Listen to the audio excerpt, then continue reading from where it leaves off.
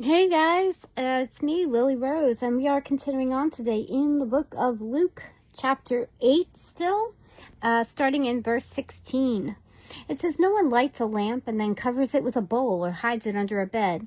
A lamp is placed on a stand where its light can be seen by all who enter the house. For all that is secret will eventually be brought into the open, and everything that is concealed will be brought to light and made known to all. So pay attention to how you hear. To those who listen to my teaching, more understanding will be given. But for those who are not listening, even what they think they understand will be taken away from them." Then Jesus' mother and brothers came to see him, but they couldn't get into him because of the crowd. Someone told Jesus, "Your mother and your brothers are standing outside and they want to see you." And Jesus replied, "My mother and my brothers are all those who hear God's words and obey it." He's not disrespecting his mom here, guys, or his brothers.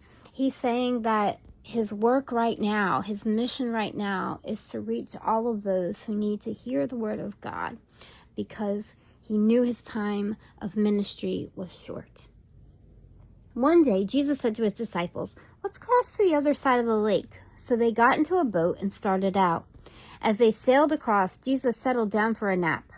But soon a fierce storm came down on the lake. The boat was filling with water, and they were really in danger.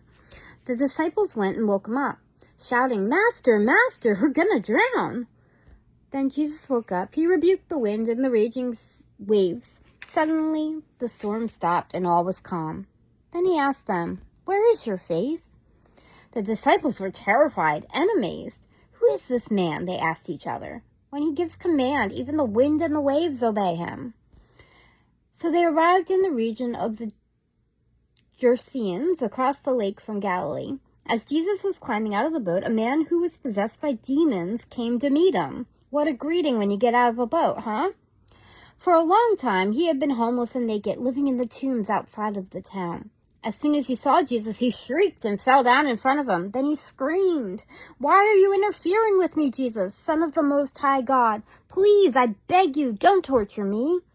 For Jesus had already commanded the evil spirit to come out of him. This spirit had often taken control of the man, even when he was placed under guard and put in chains and shackles. He simply broke them and rushed out into the wilderness, completely under the demon's power. Jesus demanded, "What is your name?" "Legion," he replied, for he was filled with many demons. The demons kept begging Jesus not to send them into the bottomless pit. There happened to be a large herd of pigs feeding on the hillside nearby, and the demons begged him, "Let's enter the pigs."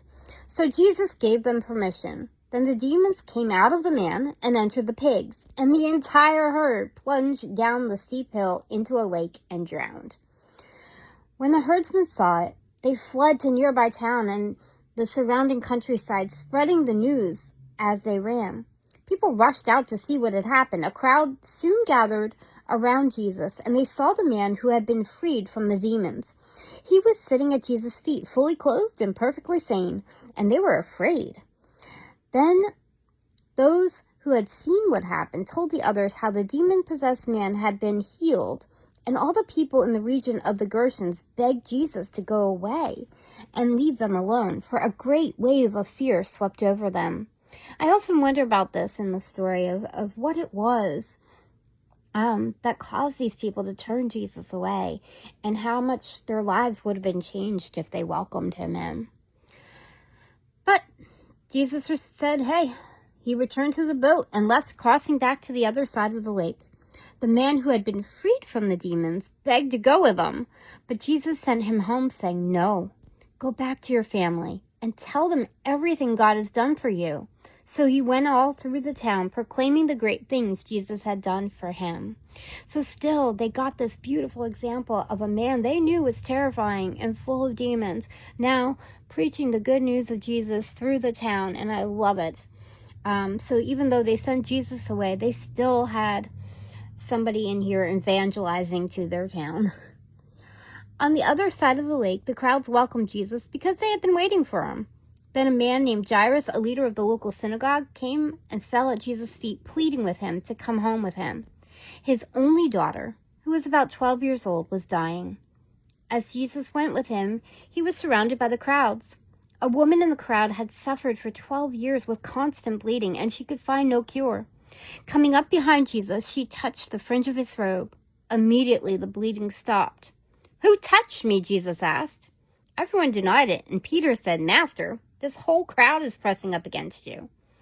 But Jesus said, "Someone deliberately touched me, for I felt healing power go from me."